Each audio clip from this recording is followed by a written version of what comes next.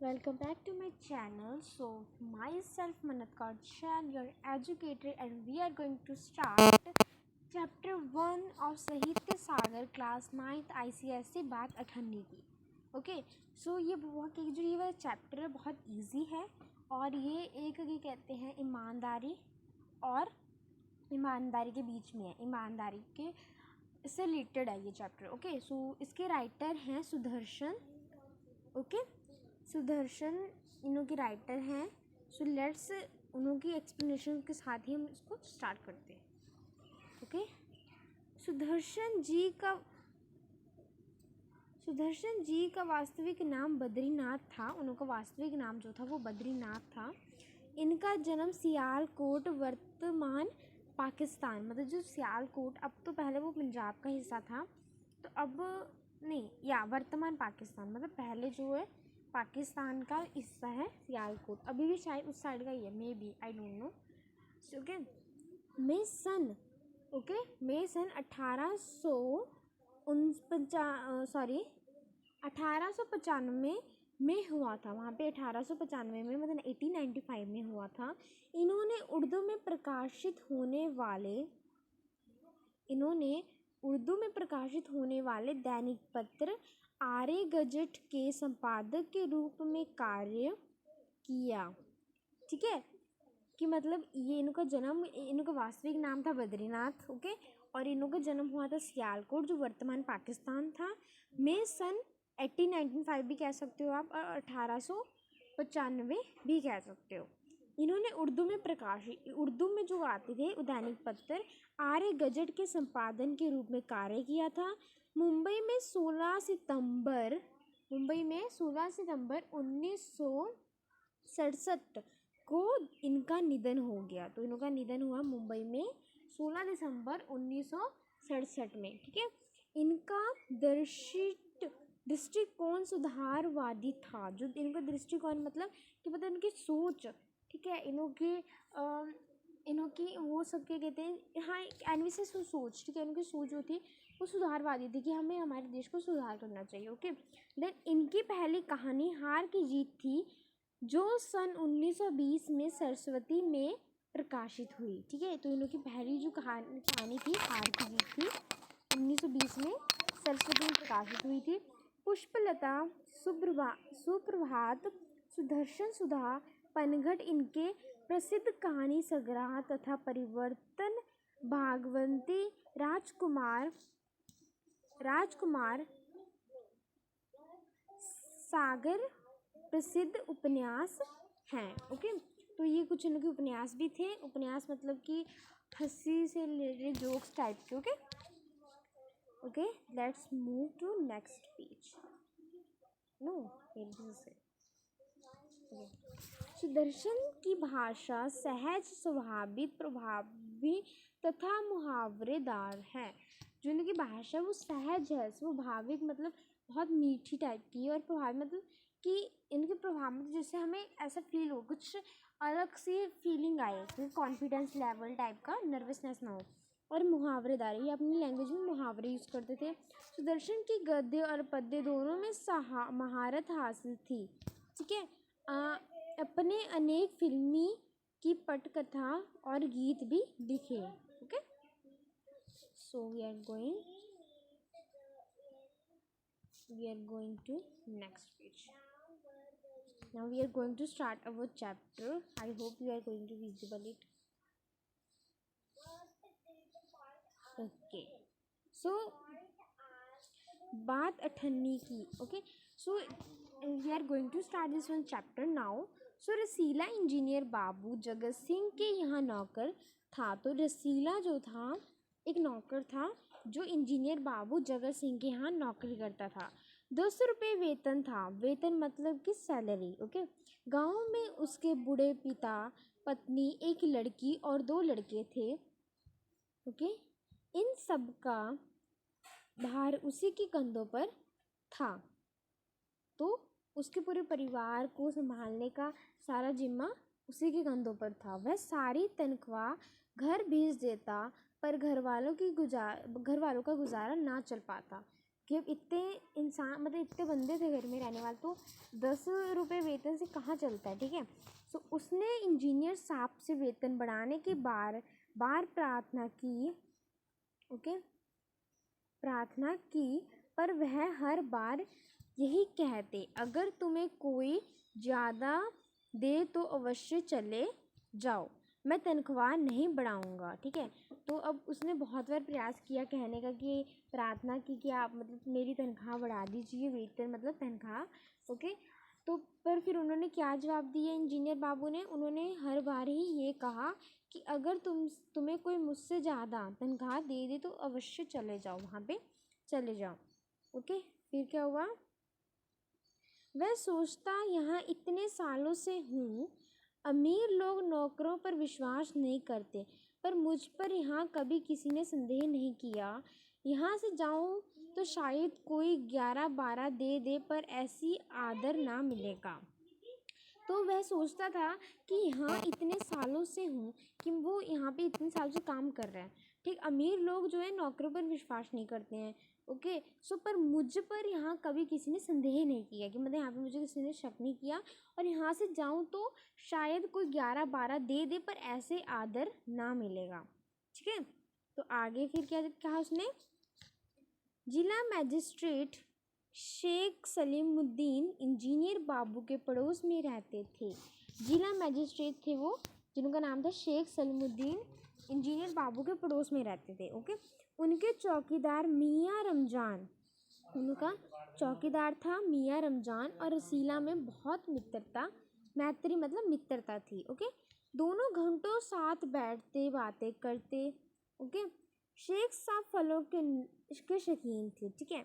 अब वो क्या कहते हैं, दोनों एक दूसरे के दोस्त थे, रमजान और रसीला, और वो दोनों बैठ के बहुत सारी बातें करते घंटे घंटे तक। और जो शेख साहब थे वो फलों को शौकीन थे, मतलब उनको फल खाना बहुत पसंद था। रमजान रसीला को फल देता, इंजीनियर साहब को मिठाई का शौक़ था, रसीला रमजान को मिठाई देता। ऐसे करके वो चीज़ों को एक्सचेंज करते थे। एक दिन रमजान ने रसीला को उदास देखकर कारण पूछा। पहले तो रसीला छिपाता रहा, फिर रमजान ने कहा, कोई बात नहीं है तो खाओ सौगंध, ठीक है। अब एक दिन क्या हुआ, रमजान ने रसीला का उदास चेहरा देखा, ठीक है, और अरे रसीला उससे पूछा कि क्या हुआ, पर वो नहीं मतलब वो छुपा रहा था। फिर रमजान ने कहा, जो कोई बात नहीं है तो मेरी कसम खाओ, सौगंध खाओ, ओके। रसीला ने रमजान का हट देखा तो आंखें भर आई, ठीक है। रसीला ने देखा कि रमजान उसके कि कहते हैं अपनी कसम खिला रहा है, ठीक है, तो उसकी आंखें भर आई। बोला, घर से खत आया है, बच्चे बीमार हैं और रुपया नहीं है, ठीक है, तो मालिक से पेशागी मांग लो, कहते हैं 1 पैसा भी ना दूंगा।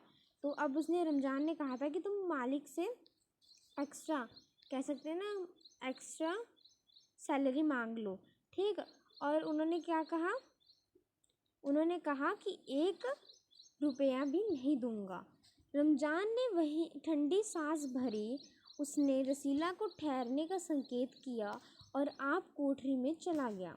थोड़ी देर बाद उसने कुछ रुपए रसीला की हथेली पर रख दिए, ठीक है। अब रमजान के कहते हैं कोठरी में गया और उसको मतलब रसीला को कहा कि तुम यहीं पे ठहरे रहना, मैं अभी आ रहा हूँ, ठीक। और वो थोड़ी देर में अंदर गया, कोठरी के अंदर गया, और वहाँ से पैसे लाके रसीला की हथेली पर रख दिए।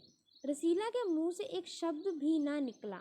सोचने लगा, बाबू साहब की मैंने इतनी सेवा की, पर दुख में उन्होंने साथ ना दिया, ठीक। और उसने सोचा कि मैंने बाबू साहब मतलब इंजीनियर बाबू की इतनी सेवा की, पर उन्होंने मेरे दुख में साथ नहीं दिया, ओके।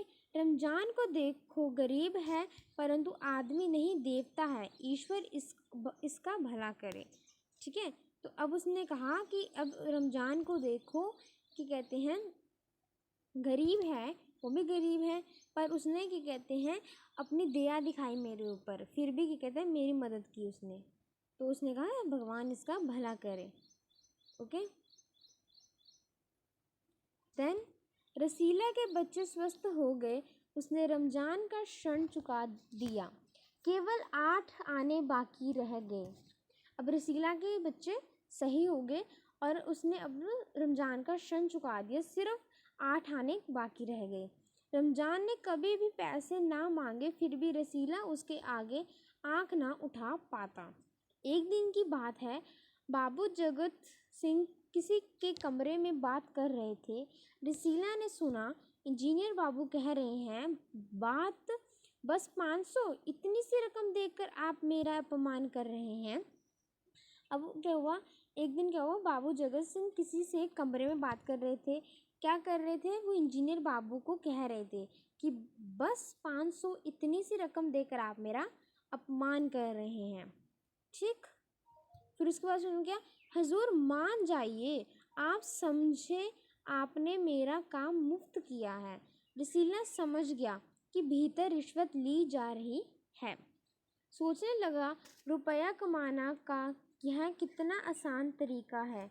मैं सारा दिन मजदूरी करता हूँ, तब महीने भर बाद 10 रुपये हाथ आते हैं।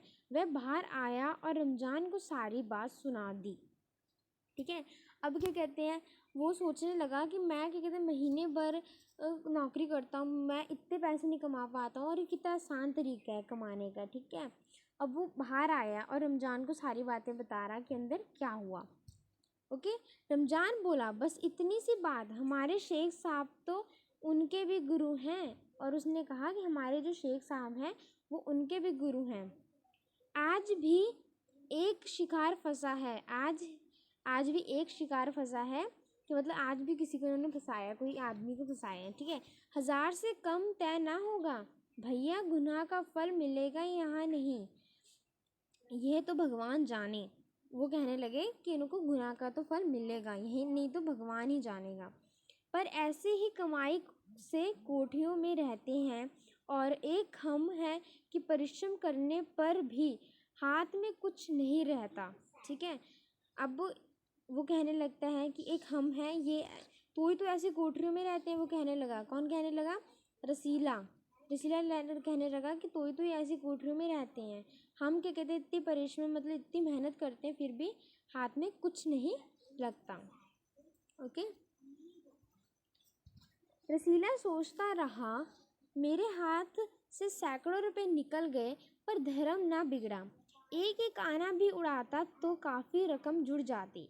इतने में इंजीनियर साहब ने उसे आवाज़ लगाई। रसीला दौड़कर 5 रुपए की मिठाई ले आ। रसीला ने 4.5 रुपए की मिठाई खरीदी। ठीक है, अब क्या हुआ, रसीला सोच ही रहा था कि मेरे हाथ से सैकड़ों रुपए निकल गए, कि वो उसके हाथ से सैकड़ों रुपए निकल गए पर धर्म ना बिगड़ा। ठीक, एक एक आना भी उड़ाता तो काफ़ी रकम जुड़ जाती, कि मतलब अब मतलब मान लिया उन्होंने कोई रुपए दिए हैं, उसमें से उनको आधे रुपए का सामान लाकर बाकी के पैसे खुद रख लेता, वो ये सोच रहा था। इतने में इंजीनियर साहब ने उसे आवाज़ लगा दी और कहा, रसीला दौड़कर 5 रुपए की मिठाई ले आ। ठीक है, अब रसीला ने 4.5 रुपए की मिठाई खरीदी। अब रसीला ने क्या किया, उसे 4.5 रुपए की मिठाई खरीदी और रमजान को अठन्नी लौटाकर समझा कि कर्ज उतर गया। अब उसने क्या कहते हैं, रसीला ने 4.5 रुपए की मिठाई खरीदी और रमजान की जो अठन्नी जो बची थी, बाकी के रुपए बचे थे, वो लुटा दिए और समझा कि कर्ज था उसके ऊपर चढ़ा हुआ रमजान का, वो उतर गया। बाबू जगत सिंह ने मिठाई देखी तो चौंक उठे। अब बाबू जगत सिंह ने मिठाई देखी तो वो चौंक गए, ये मिठाई 5 रुपए की है हजूर, 5 की ही है। तो उसने रसीला ने कहा कि हाँ ये 5 की ही है। रसीला का रंग उड़ गया। बाबू जगत सिंह समझ गए। उन्होंने रसीला से फिर पूछा, रसीला ने फिर वही दोहराया। उन्होंने रसीला के मुंह पर एक तमाचा मारा और कहा, चल मेरे साथ जहाँ से लाया है। ठीक, अब क्या कहते हैं, अब उन्होंने दोबारा उसको पूछा क्योंकि वो समझ गए थे। ठीक, फिर उसके बाद उन्होंने खींचकर रसीला के मुंह पे थप्पड़ मारा और उनको कहा कि जहाँ से लाया है वहाँ से मेरे साथ चल। हजूर झूठ कहूँ तो रसीला ने अभी अपनी बात पूरी भी ना की थी कि इंजीनियर बाबू चिल्लाए। ठीक है, हजूर झूठ कहूँ तो अभी उसकी बात कंप्लीट भी नहीं हुई थी और रसीला क्या कहते इंजीनियर बाबू चिल्लाने लगे, अभी सच और झूठ का पता चल जाएगा, अब सारी बात हलवाई के सामने ही कहना। ठीक, अब उसने कहा अब सारी बात हलवाई के सामने ही कहना। ठीक है, अब देखते क्या होता है आगे। ओके। अब कोई रास्ता ना बचा था। वह बोला, माई बाप गलती हो गई, इस बार माफ़ कर दें। ठीक, तो अब क्या कहते हैं, कोई रास्ता भी नहीं बचा था और वो बोला कि मुझे माफ़ कर दे, इस बार गलती हो गई। इंजीनियर साहब की आंखों से आग बरसने लगी। उन्होंने निर्दयता से रसीला को खूब पीटा, फिर घसीटते हुए पुलिस थाने ले गए। उसने माफ़ी भी मांगी और फिर भी क्या कहते हैं, इंजीनियर बाबू की साहब की आंखों से गुस्सा बरसने लगा और उन्होंने निर्दयता से पहले उसको बहुत मारा, फिर उसको पुलिस थाने ले गए। सिपाही के हाथों में 5 का नोट रखते हुए बोले, मनवा लेना, लातों के भूत बातों से नहीं मानते। ठीक है, तो अब क्या हुआ, अब उन्होंने क्या कहा उसको, पुलिस सिपाही को, कि मनवा लेना, लातों के भूत बातों से नहीं मानते। दूसरे दिन मुकदमा शेख सलीमुद्दीन की कचहरी में पेश हुआ। रसीला ने तुरंत अपना अपराध स्वीकार कर लिया। उसने कोई बहाना ना बनाया। चाहता तो कह सकता था कि यह साजिश है, मैं नौकरी नहीं करना चाहता, इसलिए हलवाई से मिलकर मुझे फंसा रहे हैं। ठीक है, अब मुकदमा क्या कहते शेख सलीमुद्दीन थे जो, उनकी कचहरी में पेश हुआ और रसीला ने तुरंत अपना अपराध स्वीकार कर लिया। उसने अपना अपराध स्वीकार कर लिया कि हाँ मैंने किया है। जब वो चाहता तो वो कोई बहाना बना सकता था कि इनों की कोई साजिश है मुझे नौकरी से निकालने की या मुझे फंसाने की, पर एक और अपराध करने का साहस वह ना जुटा पाया। उसकी आंखें खुल गई, हाथ जोड़कर बोला, हजूर मेरा पहला अपराध है, इस बार माफ़ कर दीजिए, फिर गलती ना होगी। उसने कहा भी कि मेरा पहला अपराध है, मुझे माफ़ कर दीजिए, अगली बार मैं कोई गलती नहीं करूँगा। ठीक है, शेख साहब न्याय प्रिय आदमी थे। उन्होंने रसीला को 6 महीने की सज़ा सुना दी और रुमाल से मुंह पोंछा। यह वही रुमाल था जिसमें एक दिन पहले किसी ने 1000 रुपये बांध कर दिए थे।